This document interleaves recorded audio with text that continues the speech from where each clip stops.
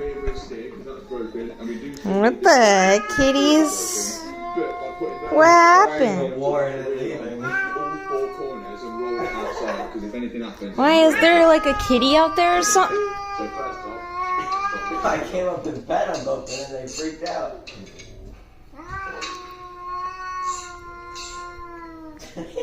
broken.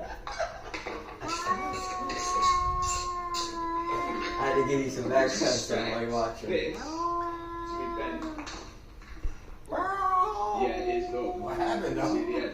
Came up with pet them both together on crack. Oh, I thought they seen a cat outside. Me too. Right, all that is on. The only problem is that rear wheel steer. That should allow us enough to get the wheels on and roll this out, and then we can fill the coolant and hopefully get a full start on this thing. Let's get some wheels on it. I'm literally making cookies right now. This was going to be the first time the car's been under all four wheels since the crash. Brandy, what you doing? Hypnotising.